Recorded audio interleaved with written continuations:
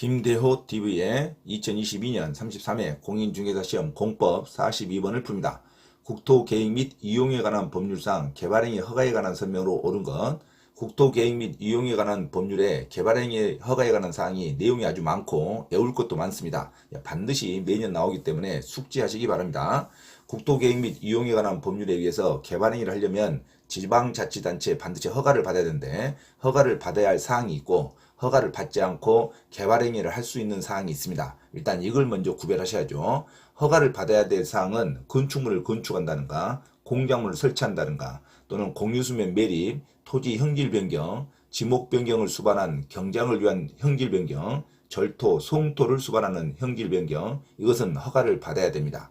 토속을 채취하는 것도 당연히 허가를 받아야겠죠. 그리고 원칙상 토지를 분할하는 것도 허가를 받아야 되는데, 토지 분할에 대해서는 허가를 면제하는 것도 반드시 외워야 됩니다. 일반적인 토지 분할은 허가를 받습니다. 합병일 때는 허가를 받지 않지만 토지를 분할할 때는 원칙상 허가사항이라는 게 중요합니다. 인허가를 받지 아니한 토지 분할 허가 받아야 됩니다. 그 다음에 건축법상 대지 분할 면적 제한 미만으로 토지를 분할할 때도 허가를 받아야 됩니다.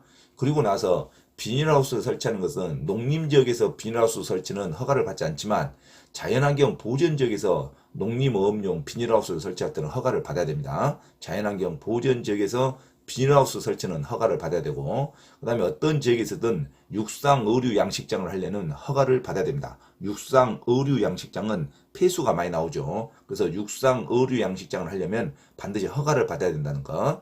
이미 조성이 완료된 토지를 다시 절토, 송토하는 것도 허가를 받아야 됩니다. 그리고 울타리 밖에 1개월 이상 정치할 때도 녹지관리 자연환경 보전지역, 녹지관리 자연환경 보전지역, 농림지역에서는 한 달 이상 적치하더라도 허가를 받지 않지만 농작물에 관련된 거, 하지만 녹지관리 자연환경 보전지역 안에서 울타리 밖에 있다 하더라도 물건을 1개월 이상 적치할 때는 허가를 받아야 됩니다. 그리고 연면적을 확대한다든가 사업기간을 연장할 때도 변경 허가를 다시 받아야 됩니다. 변경하더라도 허가를 받고 변경해야 된다. 기간을 연장한다든가 면적을 확대할 때는 반드시 변경 허가를 받아야 됩니다. 허가를 받지 않아도 되는 거, 개발행위를 할 때 국토계획 및 이용에 관한 법률상 허가를 굳이 받지 않고 개발행위를 할 수 있는 것도 암기하셔야 되겠죠. 경작을 위한 형질 변경은 허가를 받지 않습니다. 경작이니까 농작물을 재배하기 위한 토지 형질 변경은 일단은 허가를 받지 않습니다. 전답 사이에 지목을 변경한다. 농지 간의 지목을 변경하는 것도 허가를 받지 않습니다. 도시군 계획사업에 의한다든가 도시군 계획시설 사업을 시행하는 자, 도시개발 정비사업에 의해서 건물을 건축하는 자도 허가를 받지 않습니다. 토지 형질 변경을 하기 위해서 토속을 채취한다. 그러면 두 번 다시 허가를 받지 않는 거죠. 토지 형질 변경할 때 허가를 받으면 되니까. 그 다음에 재난복구, 재난수습을 위한 응급조치, 응급조치할 때도 허가를 굳이 안 받아도 됩니다. 응급조치할 때 민간인이 할 때는 1개월 이내에 신고만 할 수 있습니다. 신고만 하면 돼요. 민간인이 할 때는. 행정청이 할 때는 신고도 하지 않지만 민간인이 응급조치를 한다. 그럴 때는 신고를 한다. 1개월 이내에. 하지만 허가는 받지 않습니다. 그 다음에 비닐하우스를 설치할 때 녹지지역, 관리지역, 농림지역에서 농림어업용 비닐하우스 설치는 허가를 받지 않습니다. 자연환경 보전지역에서의 비닐하우스 설치만 허가를 받는 거예요.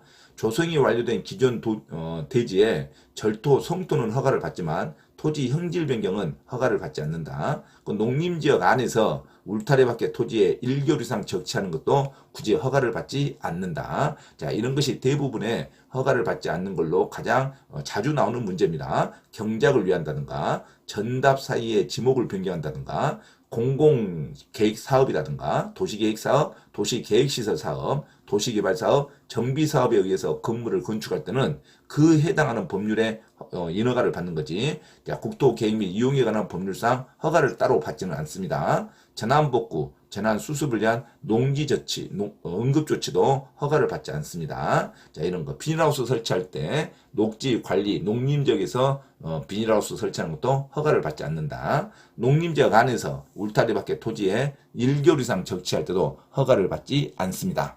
자, 그런데 토지 분할은 원칙상 허가를 받지만 토지 분할이라 하더라도 토지 분할이라 하더라도 다음에 해당한 것은 허가를 받지 않아도 됩니다. 사도법에 의한 사도 개설 허가를 받을 때는 토지 분할 허가를 받지 않습니다. 자, 사도법 공공도로가 아니라 일반 개인도로죠. 개인도로법에 의해서 사도를 개설 허가를 받을 때는 토지 분할을 할 때 허가를 받지 않는다. 공공용지, 공용지로 하기 위해 토지 분할할 때도 허가를 받지 않습니다.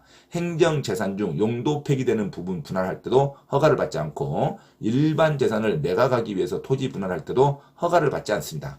도시군 계획시설 결정으로 지형도면이 고시된 토지 분할도 허가를 받지 않습니다. 도시군 계획시설 결정으로 인한 지형도면이 고시된 토지 분할도 허가를 받지 않는다. 건축물이 있는 토지에서 토지 분할은 건축법상 적용되기 때문에 따로 허가를 받지 않는다. 자, 원칙은 토지 분할은 허가를 받아야 되는데, 자, 사도 개설 허가를 받을 때, 공공용지로 인한 토지 분할일 때, 행정재산에 관련된 토지 분할일 때, 일반 재산을 매각할 때 하기 위한 토지 분할일 때, 도시군 계획시설 결정으로 지형도면이 고시된 토지 분할일 때, 건축물이 있는 대지에서의 토지 분할일 때는 따로 토지 분할일 때 허가를 받지 않는다는 거. 이게 아주 어려운 분야이죠. 아주 어렵고 자주 잊어먹습니다. 사공, 행일, 도건 이렇게 첫 글자를 따서 외울 수도 있지만 그냥 전반적인 글자를 계속 외우면서 자주 반복하시기 바랍니다. 자, 사도 개설 허가를 위해서 공공용지를 위한 토지 분할, 행정재산을 위한 토지 분할, 일반 재산을 매각하기 위한 토지 분할, 도시군 계획시설 결정으로 인한 토지 분할,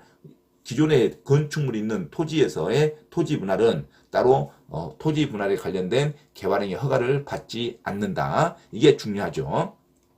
경미한사항도 당연히 토지 허가를 받지 않습니다. 그리고 허가에 관련된 허가 제한사항이 있는데 허가 제한사항은 국토교통부 장관은 주변의 환경이 크게 오염될 우려가 있을 때는 중앙도시계획인의 심의를 거쳐서 허가를 제한할 수가 있습니다. 그리고 허가를 제한할 때는 시장군수구청장은 3년 이내의 기간 동안 개발행위 허가를 제한할 수 있어요. 당연히 도시계획인의 심의를 거치겠죠. 녹지지역이나 계획관리 지역에 수목, 조수류가 집단적으로 서식하고 우량 농지가 보존될 필요가 있을 때 주변의 환경, 경관 또는 문화재 등이 크게 오염되거나 손상될 우려가 있을 때는 3년 이내에는 개발행위 허가를 제한할 수 있어요. 개발행위 허가를 내주지 않을 수가 있습니다. 자, 3년 이내가 원칙이죠. 어떤 수목이나 조수류가 집단적으로 서식하고 있을 때, 우량 농지가 보존될 때, 그다음에 문화재 등의 오염이 될 우려가 있을 때, 환경이 오염될 우려가 있을 때, 이것은 3년 동안 개발행위 허가를 제한할 수 있습니다.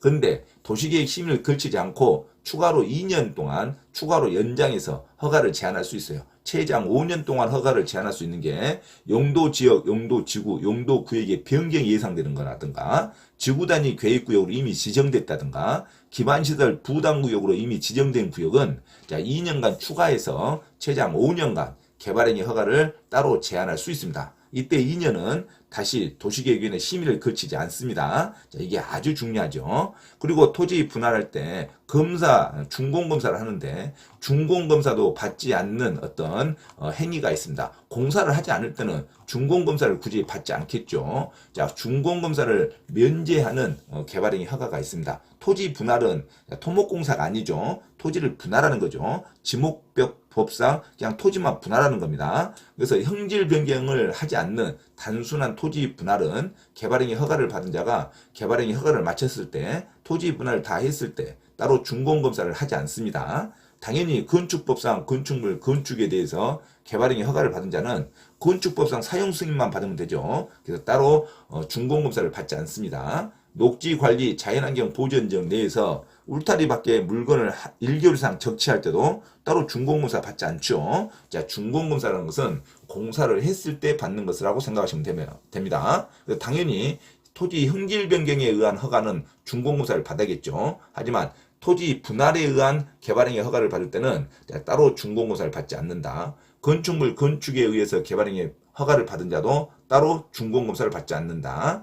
자, 녹지, 자연, 또는 관리지역에 물건을 1개월 이상 적치할 때, 울타리 밖에 물건을 한 달 이상 적치할 때도 따로 준공검사를 받지 않는다. 자, 이게 개발행위 허가에서 가장 중심되는 내용입니다. 반드시 반복해서 숙달하시기 바랍니다. 자, 42번 문제를 보면 개발행위 허가에 관한 설명으로 옳은 거 1번 사방사업법에 따른 사방산업에 의한 개발행위 허가를 하려면 지방도시계획위원회 심의를 거쳐야 한다가 틀렸죠. 사방산업에 의한 개발행위는 심의를 따로 거치지 않습니다. 사방사업은 하천, 도로, 댐 이런 것을 정비하는 사업이라고 생각하시면 돼요. 사방사업을 위한 사방사업법에 따른 사방산업을 하는 것은 따로 지방도시계획위원회 심의를 거치지 않는다.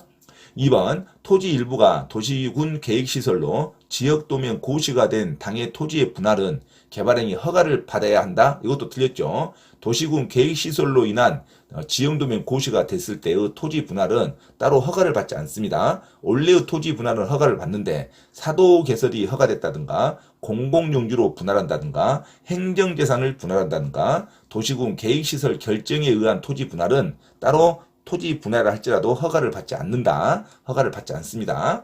3번 국토교통부 장관은 개발행위로 인해서 주변의 환경이 크게 오염될 우려가 있는 지역에서는 개발행위 허가를 제한할 수 있는데 이때 중앙도시계획위원회 심의를 거치하죠. 국토교통부 장관은 반드시 중앙도시계획위원회 심의를 거칩니다. 지방도시계획위원회는 시도지사부터 지방자치단체가 도시계획위원회 심의를 거친 것을 지방도시계획위원회라고 하고 국토교통부 장관은 중앙도시계획위원회라고 해야 됩니다. 국토교통부 장관은 반드시 중앙이라는 단어가 나와야 되죠. 그래서 3번이 정답입니다. 자, 42번에 개발행위 허가에 관한 설명으로 옳은 것 3번으로 기억하시기 바랍니다. 국토교통부 장관은 반드시 중앙도시계획위원회 심의를 거쳐서 개발행위 허가를 제한할 수 있습니다. 자, 4번 시도지사는 기반시설 부담구역으로 지정된 지역에서는 최장 5년간 개발행위 허가를 제한할 수 있습니다. 자, 기반시설 부담구역으로 지정됐다든가 지구단위 계획구역으로 지정됐다든가 용도 지역, 지구, 구역이 변경될 염려가 있다든가 그럴 때는 3년을 제한하고 추가로 2년을 더 제한할 수 있다. 최장 5년간 개발행위 허가를 제한할 수 있습니다. 10년이 아니라 5년으로 고쳐야겠죠. 틀린 문장입니다. 5번 토지 분할을 위한 개발행위 허가를 받은 자는 그 개발행위를 마치면 시도지사의 준공검사를 받을 필요가 없죠. 시도지사의 준공검사를 받지 않는다로 가야 됩니다. 토지 분할이라든가 물건을 적치할 때는 준공검사를 따로 받지 않습니다. 토지 형질 변경에 의한 허가일 때만 준공검사를 받는다. 그렇게 기억하시면 되겠죠. 자, 42번 개발행위 허가에 관련된 내용은 아주 방대하고 많이 외워야 됩니다. 개발행위 허가에 관련된 사항 개발행위 허가를 받지 않아도 되는 사항 따로따로 외우시면서 중심을 잡으시기 바랍니다. 자, 개발행위 허가에 관한 사항으로 옳은 것 정답 3번 국토교통부 장관은 개발행위를 허가를 제한하고자 할 때는 중앙도시계획위원회 심의를 반드시 거쳐야 한다. 이게 맞는 말이고 나머지 지문은 전부 틀린 말로서 별도로 반복해서 숙지하시기 바랍니다. 42번의 정답을 3번으로 기억하시기 바랍니다. 참고로 김대호 TV에서 공지사항을 알려드립니다. 첫째, 공인중개사시험 전과목 핵심 이론과 예상 적중 문제풀이를 수강하고자 하는 분은 개인 또는 그룹으로 특별 과외 신청을 할 수 있으며 공인중개사 고시학원에서의 특강 수업 신청도 가능하니 문의하시기 바랍니다. 둘째, 현재 용인시 수지구청역 인근 용인직업전문교육원에서 평일반인 화, 목요일, 주말반인 토, 일요일 수업을 국비 지원 강좌로 경매 실무 및 권리분석 강의와 강제집행법 실무 강의를 진행하고 있으니 수강하고자 하는 요일을 선택하여 많은 문의와 참여 바랍니다. 셋째, 공인중개사 시험 대비 전과목 핵심 이론 교재와 시험에 반드시 나오는 전과목 핵심 요약 강의 교재를 발간하였음을 알려드립니다. 공인중개사 자격 취득에 관심 있는 분은 전과목 핵심 요약 교재와 핵심 교재를 구입하면 반드시 시험에 합격할 수 있습니다. 구입을 원하는 분은 김대호 원장에게 문자로 신청하면 주소지로 배송해 드립니다. 넷째, 강의를 무료로 수강하고자 하는 분은 서울 강서구 내발산동 발산초등학교 앞 소생교회에서 매주 2회 수업을 진행하니 일요일 11시 예배 시간에 참석하여 문의하시기 바랍니다. 이상 부동산 고시연구원 김대호 TV 김대호 원장입니다. 감사합니다.